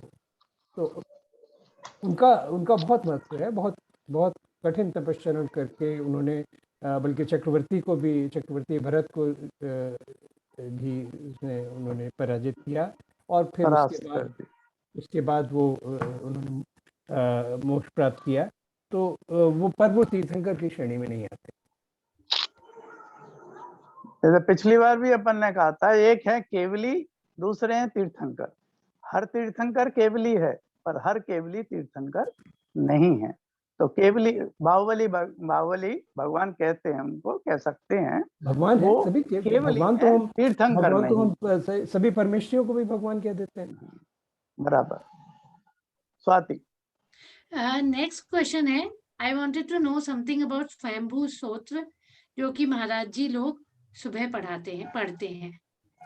स्वयंभू स्तोत्र, स्तोत्र और स्रोत में फर्क होता है। स्तोत्र का मतलब जहाँ जिससे स्तवन किया जाता है वो स्तोत्र हुआ, और स्रोत का मतलब ओरिजिन, हाँ, स्तोत्र है। तो स्वयंभू स्तोत्र है वो बहुत सुंदर और बहुत मनोरम एक काव्य है, जिसके रचयिता आचार्य समंत भद्र हैं। उसके 2 वर्जन्स हैं, एक छोटा होता है और एक में बहुत अधिक लोग होते हैं। उसमें 2400 भगवानों के स्तवन है उसके अंदर, सबकी एक किसी की कम किसी की ज्यादा, इस तरह से उसमें है। बहुत सुंदर रचना है। Hope this is clear. कोई प्रश्न है इसी से संबंधित तो पूछ सकते हैं। शोभित जी के प्रश्न थे ये। और एक मेरा प्रश्न है, अभी अंकल ने बोला कि इस लाइन में 16 कारक भावना की, इस लाइन में मोह की बात की हुई है, जो सबसे ज्यादा इम्पैक्ट करता है, तो इसलिए मुझे पसंद है, अलॉन्ग विद ज्ञानाभ्यास। मुझे ये लगता है कि लाइक पुण्य को भी पाप समझना भी संभव है। जैसे मैं अगर अपने बारे में सोचती हूँ, औरों का कल्याण चाहना भी संभव है, लेकिन जो क्षोभ है, जो किसी का बुरा किया हुआ व्यवहार है, या किसी चीज से आपको क्षोभ है, वो जाना मुश्किल है। और मैंने एक प्रमाण सागर जी महाराज जी की लाइन सुनी थी कि मोह और क्षोभ का परिणाम ना होना ही समता है। तो मोह से मुझे ये लगता है कि क्षोभ से दूर जाना बड़ा मुश्किल है। तो उसके विषय में कुछ मार्गदर्शन। मोह कम करने की बात कर रही हो स्वाति? नहीं, क्षोभ कम करने की बात कर रही हूँ। क्षोभ कम करने की। कमल जी, नहीं, पहले तो मैं ये जानना चाहूंगा कि मोह से आपका क्या अभिप्राय है, क्योंकि मोह को 2 अर्थों में इस्तेमाल करते हैं लोग। मोह का मतलब प्रेम भी मानते हैं, और जो इसमें मोहनी कर्म में मोह का अर्थ होता है जिससे कि आपकी दृष्टि जिससे प्रभावित होती है, वो मोह होता है। तो मोह के फिर उसमें 3 भेद किए जाते हैं। जिसमें विवेक अविवेक का आपको ध्यान नहीं रहता। मोह के फिर 3 भेद किए जाते हैं, उसके अंदर जाता है। तो यहाँ पर मोह से क्या अभिप्राय है? नहीं, ये एक लाइन थी जिसमें ये था, धर्म क्या है, सम्यक ही धर्म है या कुछ, मैंने वो लाइन लिखी हुई अभी मेरे पास नहीं। फिर था कि मोह, धर्म समता है, समता मोह और क्षोभ रहित परिणाम है। तो समता जो है सब उसका एक वही है कि समता भाव होना चाहिए, और समता भाव है मोह ना होना और क्षोभ ना होना। मोह से मेरा तो जो मैं आशय निकालती हूँ वो है अटैचमेंट, किसी भी चीज से अटैचमेंट होना। समता, तो मोह, समता के बारे में, समता क्या है? समता का भी एक बड़ा सुंदर, एक बड़ी सुंदर कथा है, वो उसकी चर्चा हम लोग पहले कर चुके हैं। सम सत्तु बंधु वग्गो, यानी आप शत्रुओं के बीच में हैं या बंधु वर्ग में हैं, अपने परिवार में, अपने परिजनों के बीच में। सम सत्तु बंधु वग्गो, सम सुख दुखो, पसंद निंदनों समो। सुख दुख में चाहे सुख हो रहा है, सता वेदनी का उदय है, दुख हो रहा है, असता वेदनी का उदय है, आपकी प्रशंसा की जा रही है या आपकी निंदा की जा रही है। समलोट कंचनों, मट्टी का ढेला आपके हाथ में आया है या सोने का पिंड। जीवित मरणे समो, यानी कोई आपका प्राणघात कर रहा है या आपको दीर्घायु मिल रही है, आपकी आयु की वृद्धि की जा रही है। समोसम, तो जो इन सब में अप्रभावित रहता है वो समता का धारी है, और वही सच्चा श्रमण है। तो इसमें आपने देख लिया, तो अटैचमेंट भी कम हो गया है ना। बंधु वर्ग है या शत्रु वर्ग है, यहाँ तो अटैचमेंट की बात हो गई है ना। मट्टी का ढेला यूजलेस या सोना, किसी से अटैचमेंट नहीं है ना, तो वो भी हो गया। कोई जान ले रहा है, उसके ऊपर भी नहीं आए, क्षोभ से भी दूर हो गए। तो ये सब सारी इसमें जितने भी आप देख सकते हैं उसके नुएंसेस, उसके डायमेंशंस, वो सब इसमें कवर हो जाते हैं। तो ये समता में सब समाहित हो गए। नहीं, मेरा प्रश्न केवल क्षोभ संबंधित था कि क्षोभ को कैसे दूर किया जाए। कैसे दूर किया जाए? इसी तो पुरुषार्थ से ही दूर होता है, और कैसे दूर होता है कि आपको धीरे धीरे अपने पैशंस को कंट्रोल करना है। क्षोभ क्यों होता है? क्षोभ तब होता है जब आपको कुछ चीज जिसकी आपको अपेक्षा है वो पूरी नहीं होती, या कोई आपका जिसे आपको द्वेष है, अनिष्ट जिसको आप मानते हैं, उससे आपका संयोग हो जाता है, तो उनसे आप अपने आप को प्रभावित ना होने दें। तो इस तरीके से तो केवल पुरुषार्थ से ही कम होगा।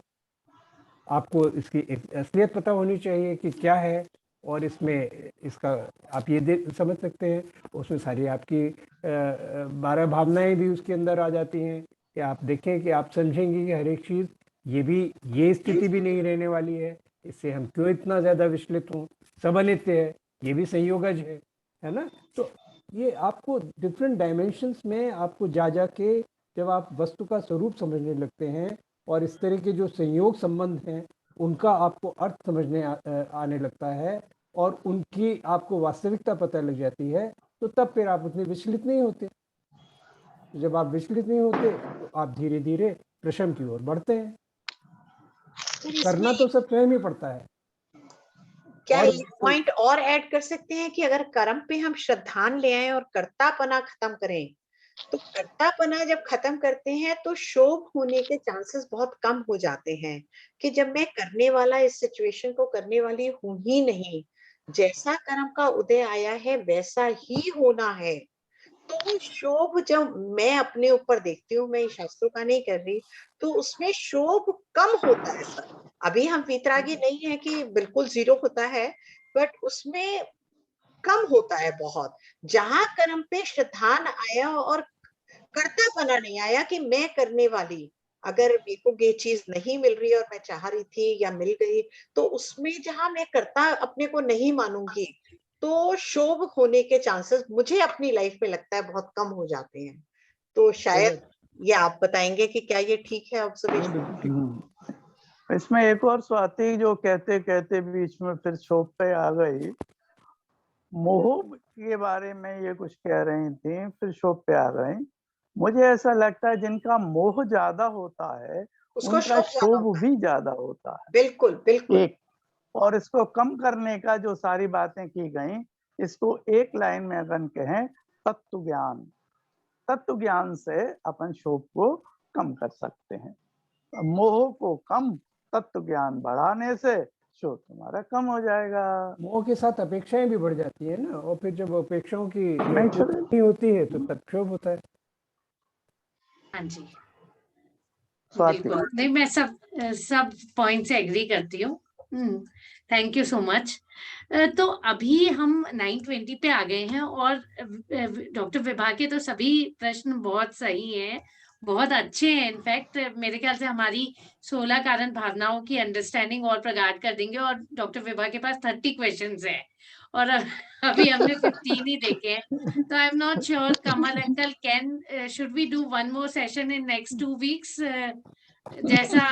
नहीं, अब मेरे ख्याल में आवश्यकता नहीं। मैं तो ये समझता हूँ कि सर ये पूरा हो गया, क्योंकि हमने बहुत ही कॉम्प्रिहेंसिव इसका सारा कवरेज कर लिया है, और इसमें अगर हम विस्तार में जाएंगे तो उसका कोई अंत नहीं है।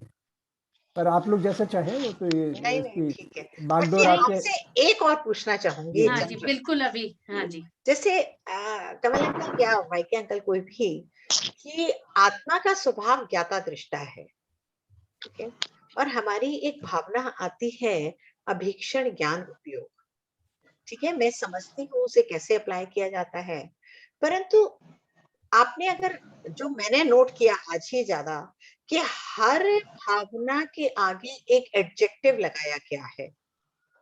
दर्शन के साथ विशुद्धि, आप जितनी भी अपना हम भावनाएं देखें 16 की 16 एक लगाया गया है। इसी तरह से ज्ञानोपयोग के आगे भी अभीक्षण वर्ड लगा दिया गया। तो अगर एक सेंस में निश्चय से देखा जाए तो मेरे पास लगातार, मूलभूत देखा जाए तो ज्ञान है, अभीक्षण है लगातार, अभीक्षण मतलब कॉन्टिन्यूअस, ठीक है, तो वो है, परंतु फिर भी भावना में एक अभीक्षण ज्ञान उपयोग भावना रखी गई। तो क्या, जो मैं समझती हूँ वो इसलिए क्योंकि अभी मैं छद्मस्त हूँ, अभी मेरा ज्ञान पे इतना जबरदस्त आवरण है, तो उसको बढ़ाने के लिए ये भावना रखी गई कि अभीक्षण ज्ञान उपयोग, परंतु मूलभूत तो मेरे अंदर पूरा ज्ञान है। आपने इसका उत्तर दे दिया विभा जी, अब इसमें कुछ बताने को रहा नहीं ना। शक्ति रूप से है, हमारा ये स्वभाव है, आत्मा का स्वभाव है, शक्ति रूप से है, व्यक्ति रूप से नहीं है। अभी वो एक्सप्रेस नहीं हुआ है ना, उसी के लिए तो ये सतत प्रयास करना है ना, इसीलिए अभीक्षण शब्द का इस्तेमाल किया जाता कि है लगातार ये ना, कि प्रयास आप किया। उसमें अप्लाई तो कीजिए, वो पोटेंशियल है, पर उसको आपको कन्वर्ट करना है ना रियलिटी में। ये ये है ठीक बस, है, ये मैं और यही जब भी समझती हूँ। हाँ, जब भी बहन अभीक्षण ज्ञानोपयोग की बात आती है तो इसमें एक पॉइंट बहुत इंपॉर्टेंट होता है, सुख में इसका उपयोग। सुख में नॉर्मली अपन ज्ञान का उपयोग भूल जाते हैं, दुख में तो फिर भी थोड़ा बहुत कर लेते हैं, पर सुख में अपने आप को भ्रमित कर लेते हैं, और ये सब ज्ञान व्यान हमारा साइड में रखता है, रह सुख में जाता सुमिरन सब करें, दुख में करे न कोय, जो सुख में सुमिरन करे दुख काहे को होए। है। एग्जैक्टली, है ना। एक बात, दूसरा पॉइंट, एक पुण्य के अवर्षण की जो बात करी थी कमल भाई ने, उस पर मैं एक पॉइंट क्लियर करना चाहता हूं कि 7वें गुण स्थान तक धर्म ध्यान हमारा काम करता है, और कुछ आचार्यों के अनुसार 10वें गुण स्थान तक धर्म ध्यान काम करता है। अब आप बताइए कि मैं पुण्य को कैसे छोड़ दूं, धर्म ध्यान को कैसे छोड़ दूं, जो मुझे नैया पार वही करा रहा है। एक आचार्य के अनुसार श्रेणी चढ़ा रहा है और दूसरे आचार्य के अनुसार श्रेणी भी पूरी करा रहा है, और ये सारा काम धर्म ध्यान कर रहा है जो हमें पुण्य अर्जित करता है। और तीर्थंकर भगवान भी 14वें गुण स्थान तक पुण्य प्रकृतियों को रखते हैं, उनको यूटिलाइज करते हैं, बगैर उसके वो तीर्थंकर बनेंगे नहीं, मेंटेन नहीं कर सकते। सारा उनका काम पुण्य से ही चल रहा है। तो इससे अवर्षण का तो प्रश्न ही नहीं है, सिर्फ ये है कि शुरू में पाप से बचे और बाद में पुण्य तो अपने आप धीरे धीरे समाप्त हो जब जाएगा। उस स्टेज पे पहुंचे ना, अभी जो तो इस अभी स्टेज हम पे कहाँ पर आएंगे हैं जब। ना, अभी हम कहाँ पे हैं, वहाँ उसी के अनुसार हमें काम करना चाहिए। अभी तो आपके पास कोई ऑप्शन ही नहीं है, पुण्य तो आपके लिए अपरिहार्य है, आप उसको अवॉइड ही नहीं कर सकते। वो करना, अवॉइड करने का प्रयास करना भी गलत है। क्योंकि अभी यहाँ तो बैठे जो अपन चर्चा कर रहे हैं ये हमारे पुण्य हैं जो हमें करा रहे हैं, नहीं तो मैं आलू प्याज बेच रहा होता बाहर खड़ा हो गए मंदिर के बाहर। अंकल एक प्रश्न है, जो आपने कहा था 4 भावनाएं भक्ति की हैं, 10 शक्ति की हैं और 2 भावनाएं हैं, थोड़ा ये क्या मैंने सही समझा? हाँ, नहीं उसको ऐसा समझे, 4 तो भक्ति, तो आरत 2 भक्ति, शक्ति, आचार्य भक्ति, यति, औषुध भक्ति और प्रवचन भक्ति। हाँ, हाँ। और 2 शक्ति, यथाशक्ति तप, यथाशक्ति त्याग, है ना। हाँ और 10 भावनाएं, भावनाएं प्योर भावनाएं। इसका अपन निकाले हैं मीनिंग तो ये निकलेगा, भावनाएं बहुत इंपॉर्टेंट हैं, राइट। उसके बाद भक्ति आती है और उसके बाद शक्ति का प्रयोग करो। पर भक्ति भी तो भावना ही है ना, भावना है लेकिन अलग से कहा, भक्ति बोली उन्होंने। नहीं, भक्ति की भावना है ना, अरथ भक्ति की भावना है, निरंतर हमारा है तो करते रहे। लेकिन भावना अगर तो वो भी अपन उसमें फर्दर क्लासिफिकेशन करें तो ये बनेगा और इम्पोर्टेंस ये आएगी कि भावना मैक्सिमम है ना। दूसरे शब्दों में तो सारी भावनाएं 16 कारण भावनाएं। एकम सत्यम विप्राह बहुधा वदन्ति, सत्य एक है और विप्र जो जानकार लोग हैं वो उसको भांति भांति से कहते हैं। अंकल ये आपके लिए है ताकि अपन शुभ में लगे रहें, अशुभ से दूर रहते। और इसके लिए एक ये भी है कि जितने जो शिष्य के बहुत सारे भेद किए जाते हैं तो उसके अनुरूप फिर बताते हैं आचार्य, है ना, गुरु उसके अनुरूप बताते हैं कि कोई किसी की रुचि संक्षेप में होती है, किसी की रुचि विस्तार में होती है, किसी की रुचि किसी तरह से होती है, तो उसकी रुचि के अनुरूप फिर कहा जाता है। तो इसीलिए ये सब आपको सारी बातें सुनाई दे रही हैं, वरना तो उसमें है क्या, वेद विज्ञान बस इतना काफी है, इतनी डिटेल में जाने की ऐसी जरूरत नहीं रहती है। पर ये अच्छा है। हाँ जी, तो ऑक्यूपाइड रहते हैं डिटेल्स में। तो we are approaching 9:30, so I think we can close this session. लेकिन अब हमें आगे की सीरीज की बात करनी है, तो आगे की सीरीज में कुछ रिक्वायरमेंट्स तो आई है कि जैनिज्म के बेसिक्स हम थोड़े कवर करें, तो उसको कमल अंकल, डॉक्टर विभा, वाईके अंकल, क्या हम कैटेगराइज करके और वैसे हम 2-3 सेशंस उस पे ले सकते हैं, या फिर Q&A फॉर्मेट में ले जैनिज्म के बेसिक्स?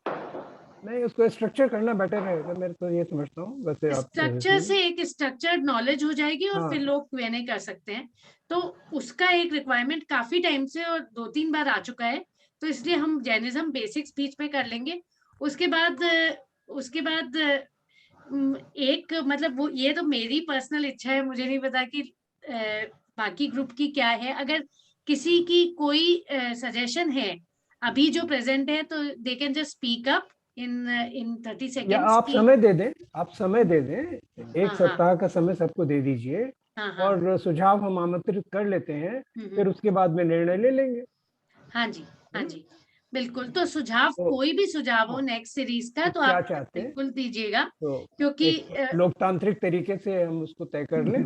हाँ जी, हाँ, क्योंकि 16 कारण भावना से हमारी नॉलेज तो थोड़ी तो बढ़ी है और हमारा कदम भी इस दिशा में बढ़ा है। तो इसी प्रकार हम देख सकते हैं। एक मेरी भावना 14 गुण स्थान की थी, लेकिन जो भी बाकी लोगों का जो भी सजेशन नहीं, आएगा। लेकिन उससे पहले 14 गुण स्थान तो थोड़ा और आगे की स्थिति आ गई, लेकिन लोगों को मेरे ख्याल में ये इन प्रश्नों से भी जूझते हैं कि तत्व क्या है, द्रव्य क्या है ना, इस तरह के भी प्रश्न उठ सकते हैं। तो मैं कुछ एक्सक्लूड नहीं कर रहा हूँ किसी को, कोई कुछ भी हम ले सकते हैं। तो आप ये एक कॉन्सेंसस इस पर अगर आ जाए, एक जनरल एक क्या ट्रेंड है, किस तरह के प्रश्न लोगों के मन में है, तो उसके हिसाब से फिर हम इसको स्ट्रक्चर कर नहीं, सकते हैं। जैनिज्म बेसिक्स तो अंकल पहले करेंगे हम। हाँ, तो फिर पहले उसको नहीं, पहले तो जैनिज्म बेसिक्स ही करेंगे, क्योंकि ये काफी टाइम से ये रिक्वायरमेंट और डिमांड आ रही है। तो वो करने के बाद हम फिर तो कोई भी और के बेसिक्स में क्या कॉम्प्रिहेंड करना चाहते हैं हम, क्या उसको सम्मिलित करना चाहते हैं, इस पर भी लोगों की राय हो सकती है। हाँ, इस पे हम राय ले लेते हैं कि क्या क्या वो इंक्लूड करना चाहते हैं। और बाकी स्ट्रक्चर तरीके से, जैसे आप भी एक वो गाइड कर दीजिए कि नहीं, अभी तो आने दीजिए, फिर उसका हम लोग चिंतन कर सकते हैं आपसे सबके कंसल्टेशन से, फिर उसके बाद हम उसको एक फाइनल शेप दे सकते हैं। पर अभी आने दीजिए, सुझाव आने दीजिए। हाँ जी, तो मेरा रिक्वेस्ट है।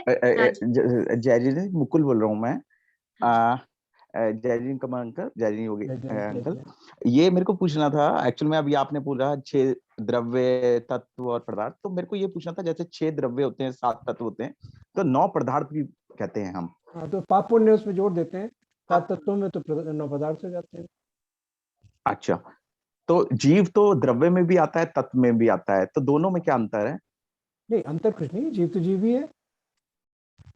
अच्छा, लेकिन हम कैटेगरी अलग अलग, तो सारे पर्सपेक्टिव्स है ना, अलग अलग पर्सपेक्टिव्स हैं। जब आप द्रव्यों की तुलना करते हैं, जब आप द्रव्यों की बात करते हैं, तो उसमें जीव एक द्रव्य है।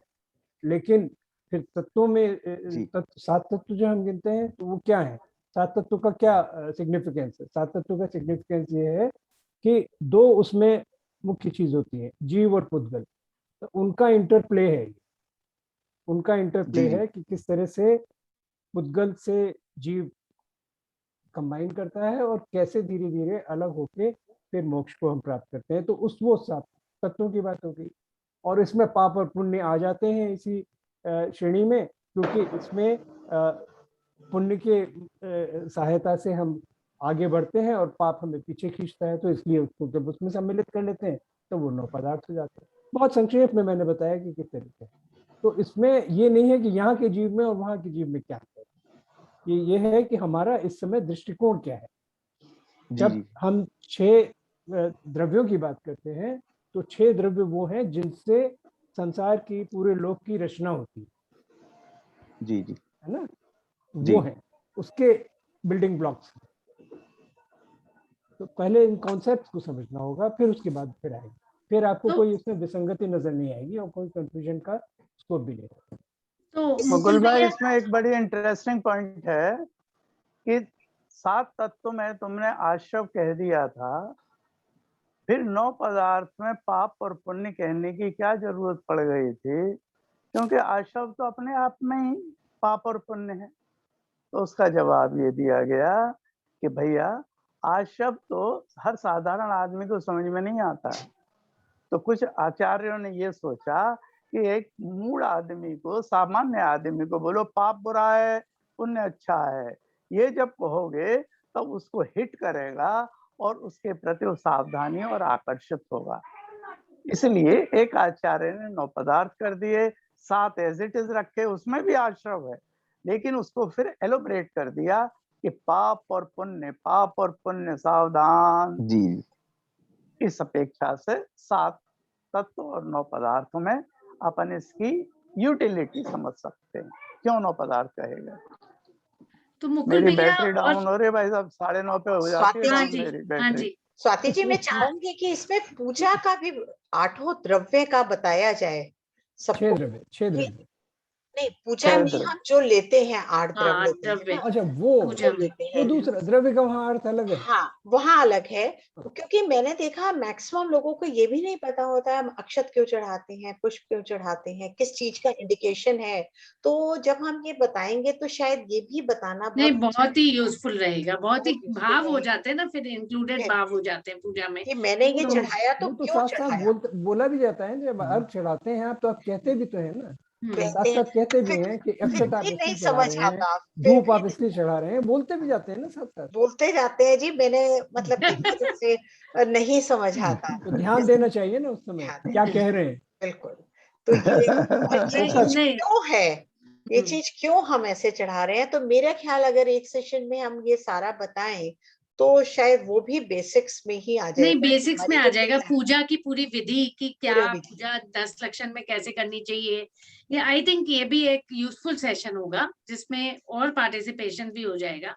तो we can contemplate and we'll ask the audience and get back accordingly. तो अब वाई के अंकल बोल रहे थे कि समय हो चुका है। समय तो हो चुका है। हो चुका समय नहीं हुआ, मेरी बैटरी डाउन हो गई। उस दिन भी हो गई थी, तो आज भी हो हम गई थी। हम आज का बहुत ही महत्वपूर्ण